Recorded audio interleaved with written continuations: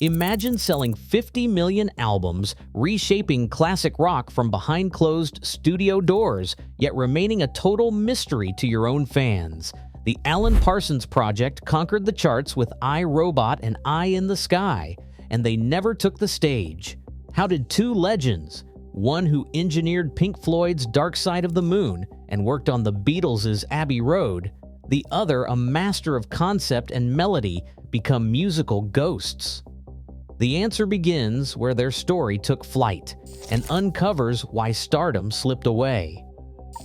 Alan Parsons was no stranger to the sound of legend.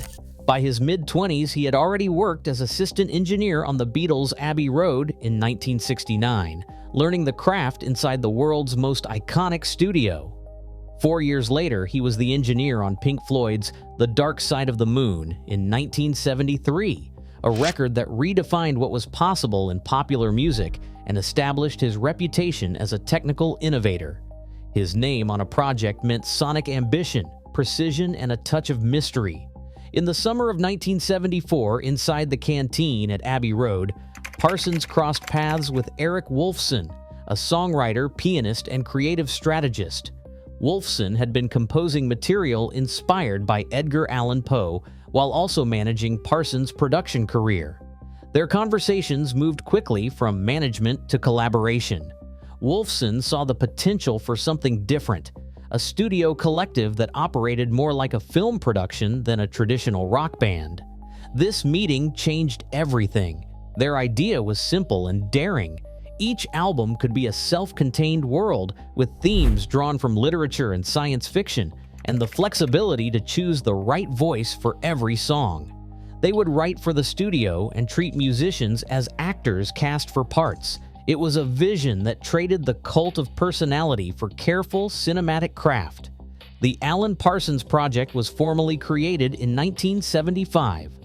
Woolfson became the primary songwriter and conceptual architect, while Parsons handled production, engineering, and the selection of session musicians. Their model was radical for the time, eschewing a fixed lineup in favor of London's top session talent. That approach allowed them to chase perfection in the studio, unbound by the personalities or limitations of a touring band. Their debut album, Tales of Mystery and Imagination, arrived in 1976. Built around Poe's stories and featuring contributions from members of Pilot and Ambrosia, the record's lush arrangements and cinematic scope stood out amid the era's rock releases. The album charted on the U.S. Billboard 200, providing early commercial validation. For record labels, the combination of Parsons' engineering pedigree and Woolfson's narrative spark was enough to justify the gamble. This was proof that a studio-first collective could deliver both artistic vision and commercial results.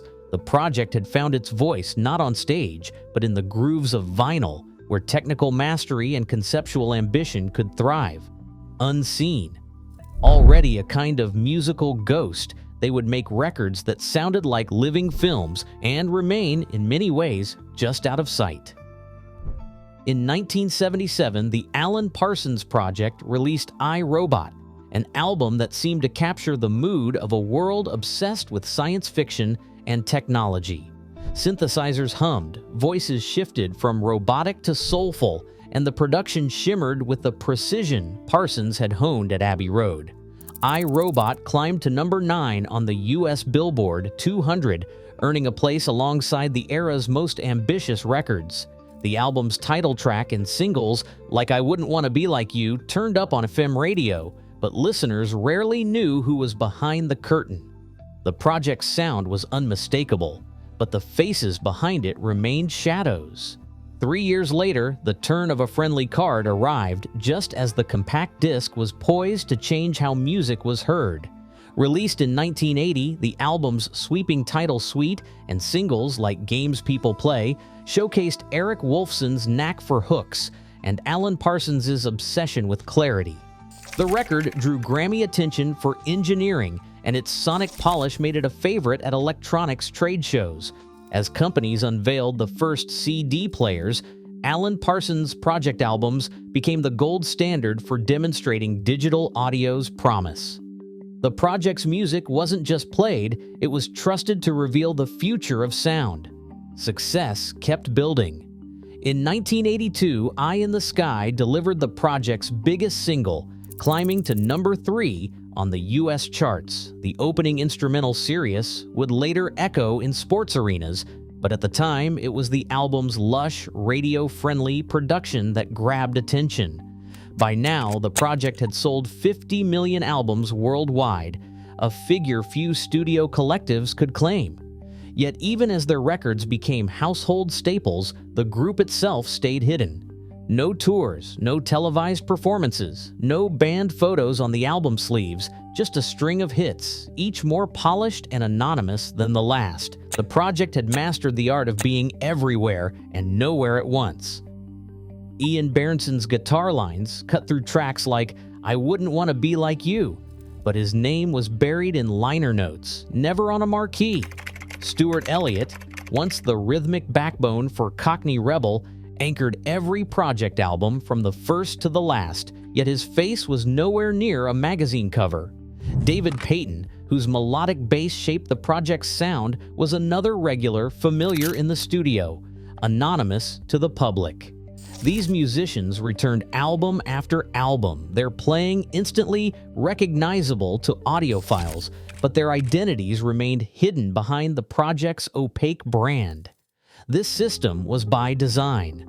Parsons and Wolfson saw the studio as their stage, believing the right voice or instrumentalist could be cast for each song. Vocalists rotated.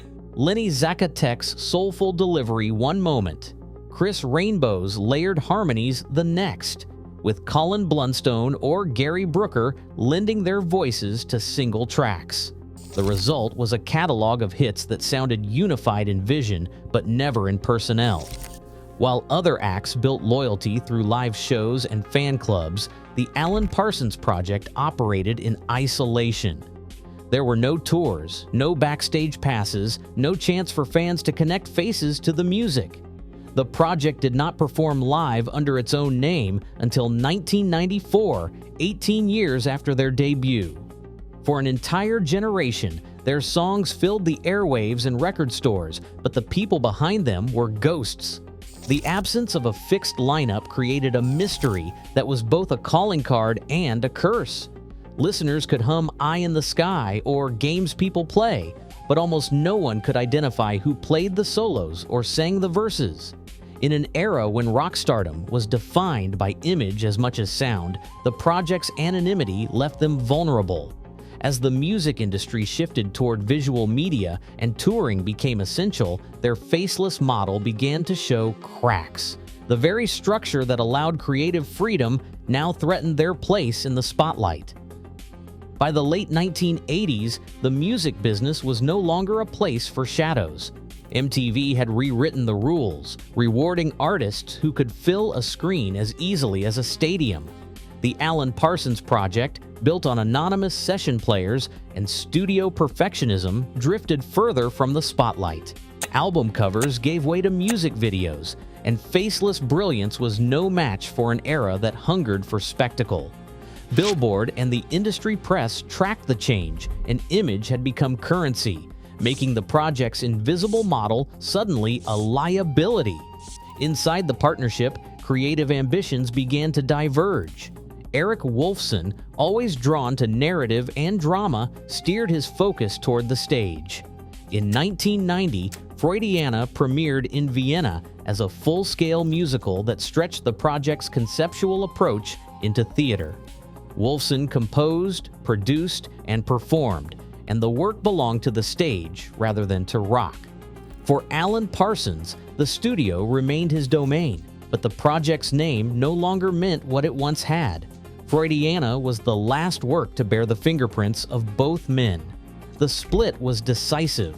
Wolfson committed to musical theater, developing new works for European audiences that leaned on literary and historical subjects. Parsons faced a changing world where touring was no longer optional. In 1993, he launched the Alan Parsons Live Project, assembling a new lineup and stepping onto the stage for the first time under his own name. Press announcements marked the shift, and at last the music had faces, although the original magic born in the secrecy of the studio could not be fully recaptured. Eric Wolfson died in 2009, closing the door on any realistic hope of reunion. The project's legacy became a puzzle. Over 50 million albums sold, yet the unity that once defined their sound had dissolved. The music lived on in catalogs of hits and occasional interviews, but the entity behind it had scattered. What remained was a catalog of traces, and the sense of two creators who had produced something remarkable and then retreated into different directions. There is an irony at the heart of this story, an image that keeps returning. A band with more than 50 million records in the world, and still, in many ways, musical ghosts. They made the studio their stage, and for a time, that was a triumph. But when the culture demanded visible heroes in moving pictures, the project's faceless model lost its footing. Their songs continue to haunt playlists, but the partnership that shaped them exists now as a specter, a famously successful experiment that never quite became a traditional band. Today, streaming platforms erase faces, not just names. The Alan Parsons Project proves that even 55 million records can vanish into digital anonymity.